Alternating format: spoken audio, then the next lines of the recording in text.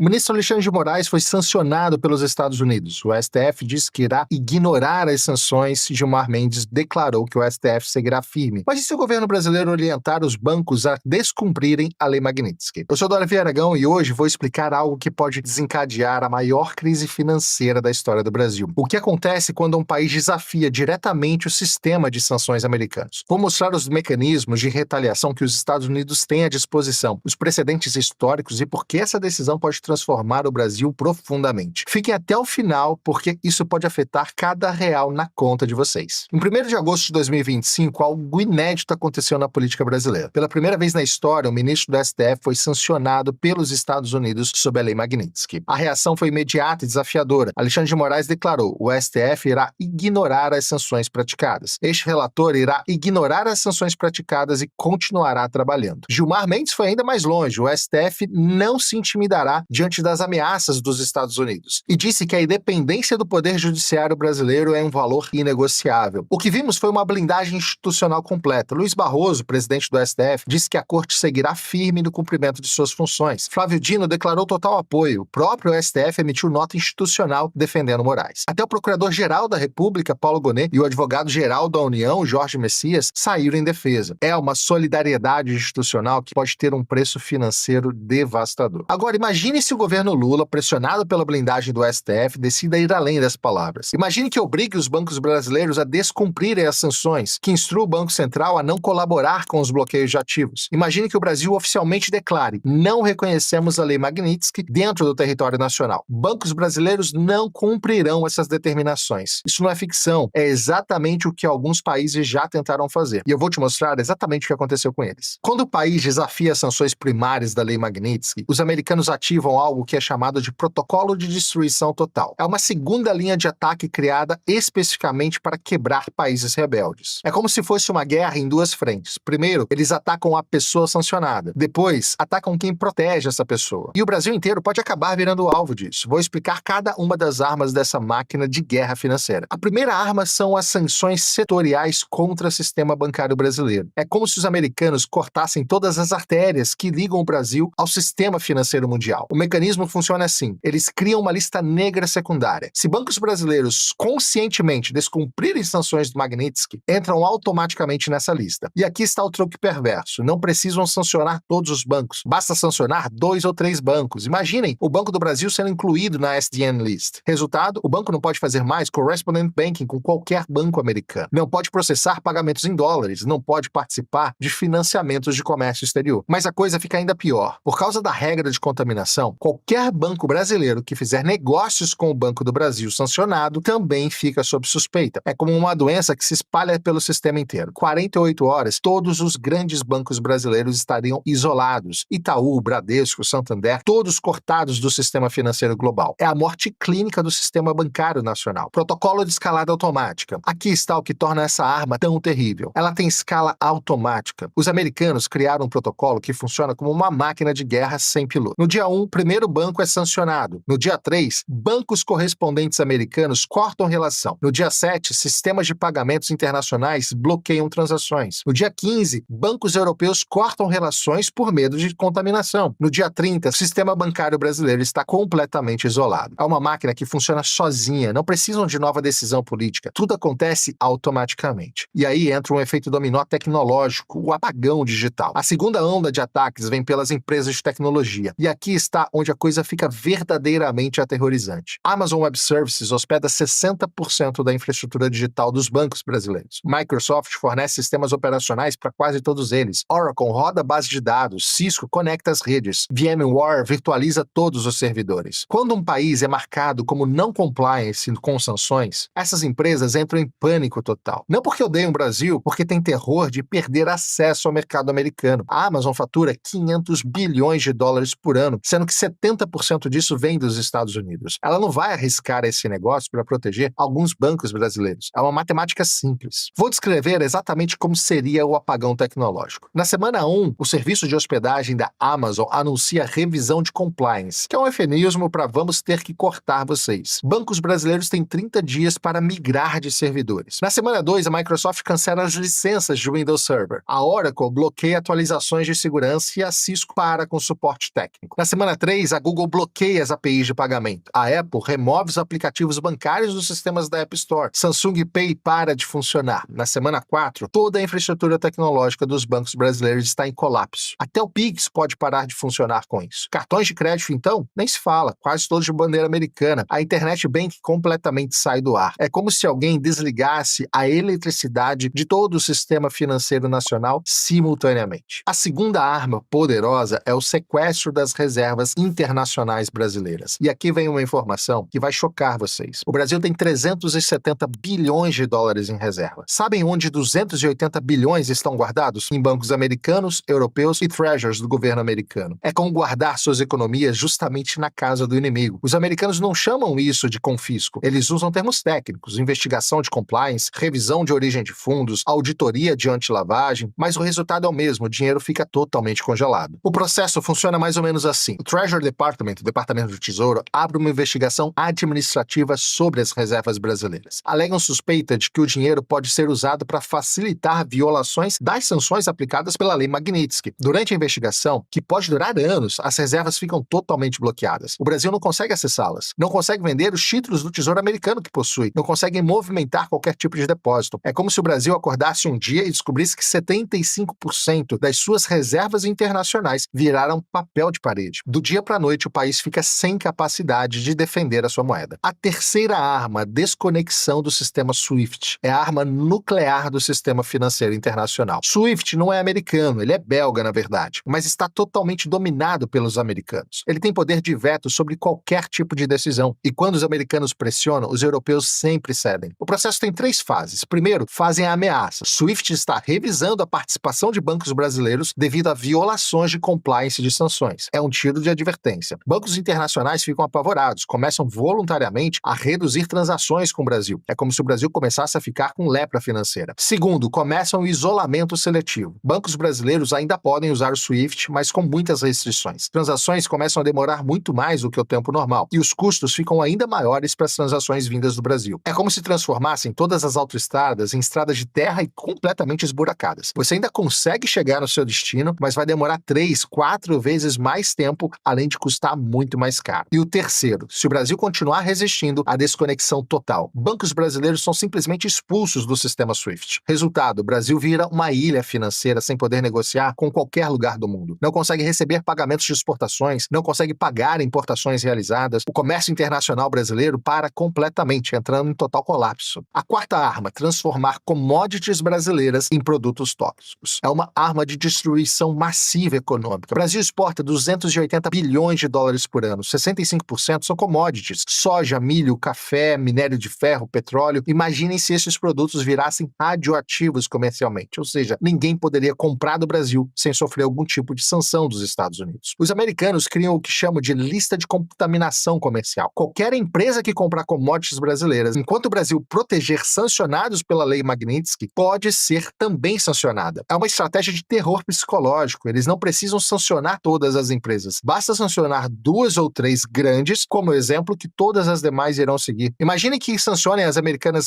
Cargill e Younger Daniels Midland por comprarem soja brasileiro, que são grandes compradores. No dia seguinte, todas as outras trading companies param de comprar com medo de também serem sancionadas. É como se criassem uma epidemia de medo no mercado de commodities. O Brasil vira pária comercial do dia para a noite. A quinta arma, uma que pouca gente conhece, mas é devastadora. Pressão sobre as seguradoras internacionais. Todo comércio internacional depende de seguros. Navio carregando soja precisa de um seguro marítimo. Avião carregando café vai precisar de seguro de carga também. Até a refinaria de petróleo precisa de seguro de responsabilidade civil. E 95% das seguradoras internacionais são americanas ou europeias. A Lloyds de Londres, a AIG, a Zurich, Allianz. Quando americanos pressionam, elas param de segurar cargas brasileiras. Resultado, navios param de sair dos portos brasileiros. Aviões param de carregar produtos brasileiros. É como se o Brasil fosse declarado não segurável. o olho que tudo vê. E aqui está o ponto mais aterrorizante. Os americanos têm tecnologia para detectar qualquer tentativa de burlar essas sanções em tempo real. Eles criaram algo que chamam de Matrix Financeira. É um sistema de inteligência artificial que monitora trilhões de transações globalmente, 24 horas por dia. Cada transferência bancária gera 200 pontos de dados: origem, destino, valor, horário, tipo da moeda, bancos intermediários, código SWIFT, até localização geográfica dos dispositivos usados. Inteligência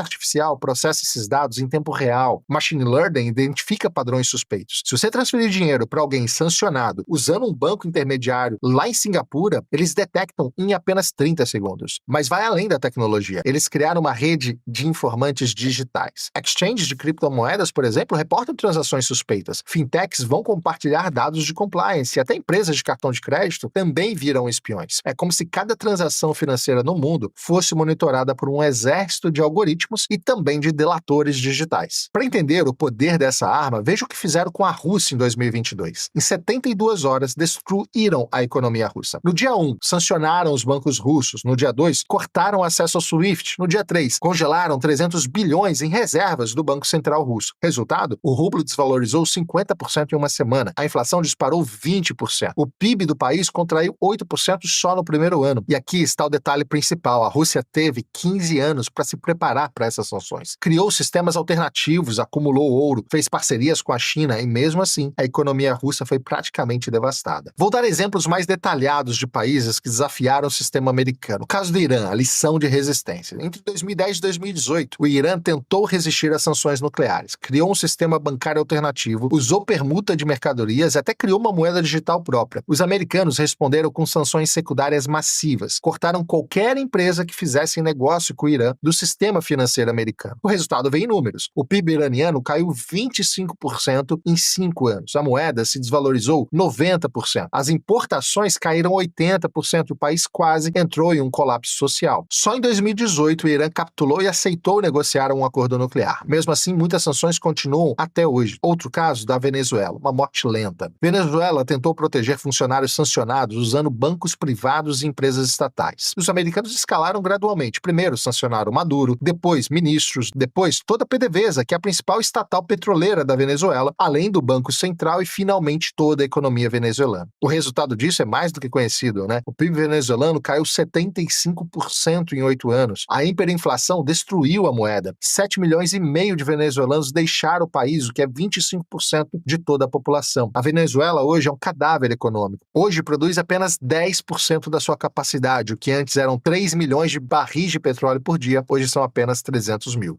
Já o caso da Coreia do Norte, um isolamento eterno. A Coreia do Norte criou um sistema financeiro paralelo mais sofisticado que existe. Bancos em Macau, empresas fantasmas em Hong Kong, até hackers cibernéticos para roubar dinheiro. Americanos simplesmente declararam: qualquer banco que toque em dinheiro norte-coreano será banido do sistema americano. Resultado: isolamento financeiro total há mais de 20 anos. O país só sobrevive porque China viola as sanções secretamente. Mesmo assim, a economia está em colapso permanente. A lição desses casos é clara: não importa quais alternativas você crie. Se os americanos decidirem te quebrar financeiramente, eles vão conseguir. O sistema financeiro global é como uma teia de aranha gigante e os americanos estão no centro dela. Qualquer vibração na teia, eles vão sentir. Qualquer movimento suspeito, eles vão atacar. O Brasil está completamente vulnerável. Mais vulnerável que o Irã, mais vulnerável que a Venezuela e mais vulnerável que até mesmo a própria Rússia. Isso porque a nossa economia é totalmente integrada ao sistema americano. Agora, vou simular exatamente o que aconteceria se o Brasil desafiasse as sanções Magnitsky. É um exercício de análise de risco que todo brasileiro precisa entender. Primeira semana, os americanos enviariam um ultimato formal. O Brasil tem 7 dias para instruir seus bancos a cumprirem as sanções contra Alexandre de Moraes ou enfrentará sanções secundárias. O governo brasileiro responde: não reconhecemos autoridade americana sobre o nosso sistema judiciário. Os bancos brasileiros não cumprirão essas sanções. Wall Street Journal, Financial Times, Bloomberg começam cobertura 24 horas desse evento. Investidores internacionais entrariam em pânico imediato. O risco do país dispara. Na semana seguinte, as primeiras retaliações começam. Primeira onda de sanções secundárias. 3 bancos americanos cortam o sistema de correspondent banking com o Banco do Brasil, Bradesco e Itaú, os maiores do país. Resultado imediato disso, o dólar salta de 5,50 para 7 dólares em uma semana apenas. A bolsa despenca praticamente uns 30% e a fuga de capital supera os 20 bilhões de dólares. Empresas começam a cancelar importações aos montes, não conseguem mais obter cartas de crédito, por exemplo. Os portos param de receber navios que dependem de financiamento internacional. Na terceira semana, as empresas de tecnologia entram no jogo. Microsoft avisa que vai cancelar licenças de bancos brasileiros em 30 dias. Amazon suspende novos contratos com bancos brasileiros. Google bloqueia sistemas. Agora, vou explicar algo que nenhum político quer te falar. O preço humano real que os brasileiros pagariam se o governo decidisse proteger Alexandre de Moraes. Não é sobre economia abstrata não, tá? É sobre vida e morte. O primeiro impacto seria uma catástrofe sanitária sem precedentes. Eu vou te explicar por quê, não é exagero. E aqui está um dado que vai chocar vocês. O Brasil importa 95% dos ingredientes farmacêuticos ativos. Significa que 95% dos medicamentos vendidos no Brasil dependem de importações. Insulina para diabéticos, quimioterapia para pacientes de câncer, medicamentos para HIV ou remédios psiquiátricos. Sem acesso ao sistema financeiro internacional, laboratórios estrangeiros param de aceitar pagamentos brasileiros. É como se cortassem o oxigênio de um sistema de saúde nacional inteiro. Além disso, em relação a equipamentos médicos, seria ainda pior. O Brasil importa 80% dos equipamentos hospitalares. Marca-passos, desfibriladores, máquinas de hemodiálise, tomógrafos, respiradores. Imaginem hospitais com pacientes de UTI e os respiradores parando de funcionar porque não conseguem importar peças de reposição, por exemplo. Não conseguem pagar fornecedores estrangeiros. Cirurgias cardíacas canceladas porque não há como importar válvulas. Transplantes suspensos porque não há como pagar medicamentos anti-rejeição. Em 6 meses, teríamos uma crise humanitária comparável a uma guerra, praticamente. Milhares de mortes evitáveis por falta de medicamentos e equipamentos. Segundo impacto, a destruição do sistema alimentar brasileiro. E aqui um outro dado terrível. O Brasil importa 85% dos fertilizantes que usa. E sem fertilizantes, a produtividade agrícola despencaria pelo menos 60% em uma safra. Os preços dos alimentos disparariam. Arroz, feijão, carne, leite, tudo ficaria praticamente inacessível para a população mais carente do Brasil. Mas vai além da produção. O Brasil exporta 80 bilhões de dólares em produtos agrícolas por ano. Sem acesso ao sistema financeiro internacional, as exportações praticamente parariam. O resultado disso é que o agronegócio praticamente quebraria. Milhões de empregos rurais seriam perdidos, cidades do interior entrariam em colapso total por conta da economia ser dependente desse mercado. O terceiro impacto seria uma crise energética. O Brasil importa 70% do petróleo que refina aqui dentro. Importa 40% do gás natural que consome. Sem poder pagar fornecedores internacionais, as refinarias parariam, os postos de combustíveis ficariam sem gasolina, caminhões param de rodar, a distribuição de alimentos colapsa, usinas termoelétricas ficariam sem gás, e isso causaria uma instabilidade no sistema elétrico. As indústrias param de produzir por falta de energia confiável dentro do país. É como se voltássemos lá no século XIX, economia baseada em carvão e lenha, desenvolvimento de décadas perdido em meses. O quarto impacto é que o Brasil vira um país isolado tecnologicamente, sem Google, sem Microsoft, sem Amazon, sem Apple. As universidades perdem acesso a jornais científicos, pesquisadores ficam isolados da comunidade internacional. A medicina perde acesso a bases de dados médicas globais. Empresas perdem acesso a softwares internacionais e bancos ficam sem sistema de segurança atualizados. Fintechs param de funcionar e estudantes não conseguem usar plataformas educacionais internacionais. O Brasil vira um país academicamente isolado, como a Coreia do Norte é, por exemplo. E, obviamente, um outro impacto é o êxodo massivo da classe média alta. Qualquer brasileiro que tenha condições financeiras tentará sair do país. Médicos, engenheiros, cientistas, empresários, todos tentando emigrar antes que seja tarde demais. É como se o cérebro do país fosse sugado para fora. Universidades ficam sem professores qualificados, hospitais sem médicos especialistas, empresas sem executivos competentes para liderá-las. Em 2 anos, o Brasil perderia 30% de sua população mais qualificada. É um genocídio intelectual isso. O sexto impacto seria a destruição do sistema previdenciário. Imagina fundos de pensão brasileiros que têm 50% de investimentos em títulos estrangeiros. Com essas aplicações congeladas, aposentadorias poderiam parar de ser pagas. É como se roubassem décadas de contribuições previdenciárias e idosos ficam totalmente desamparados, com famílias inteiras entrando em completo desespero. E aqui está o dilema moral que vai definir o futuro do Brasil. De um lado, proteger a independência de um ministro do STF. Do outro, proteger 220 milhões de brasileiros de uma catástrofe humanitária. De um lado, manter o orgulho nacional e do outro, evitar que milhares morram por falta de medicamentos importados, por exemplo. De um lado, resistir ao imperialismo americano e do outro, permitir que o Brasil continue negociando com todo o restante do mundo. A realidade é que a soberania é um luxo que países dependentes não podem pagar. E o Brasil é brutalmente dependente do sistema internacional. Não temos medicamentos próprios, não temos fertilizantes próprios, não temos tecnologia própria, não temos sistema financeiro independente. Somos um país com pretensões de potência, mas com a vulnerabilidade de um país subdesenvolvido. E essa contradição seria exposta de uma forma brutal. A A realidade é brutal, mas precisa ser dita. O Brasil não tem condições de desafiar o sistema financeiro americano. A Lei Magnitsky não é apenas uma ferramenta jurídica, é uma arma geopolítica que pode destruir economias inteiras, como já fez antes. E o Brasil está totalmente vulnerável a ela. A verdadeira lição aqui não é sobre Alexandre de Moraes ou STF, é sobre poder real no mundo moderno. Poder real não está em constituições ou soberania formal, está no controle de sistema financeiro global. E esse controle está lá em Washington. O que vai acontecer nos próximos meses determinará não só o futuro de Alexandre de Moraes, mas o futuro da relação entre Brasil e Estados Unidos. Uma coisa é certa, a hora da inocência acabou. Autoridades brasileiras agora sabem que estão sujeitas ao escrutínio americano. E saiba, isso muda todo o jogo. Se você quer entender como essas pressões geopolíticas afetam sua vida, se inscreva no canal. Na próxima semana eu vou explicar como os outros países criaram sistemas financeiros alternativos e por que eles fracassaram. E deixa nos comentários, você acha que o Brasil deveria resistir ou ceder às pressões dos americanos? O debate está aberto, mas as consequências, elas são reais. No final das contas, estamos assistindo o maior teste de soberania nacional da história brasileira recente. E a conta desse teste pode ser paga por cada um de nós. Porque quando impérios financeiros entram em guerra, quem paga o preço acabam sendo os cidadãos comuns. Mais uma vez, quero agradecer pela sua companhia. Se você gostou, curte esse vídeo, compartilha com quem você acha que pode se interessar e não esquece de se inscrever no canal. Todo dia tem vídeo novo aqui para você saber tudo o que está acontecendo aqui nos Estados Unidos. Obrigado pela sua companhia. Até a próxima.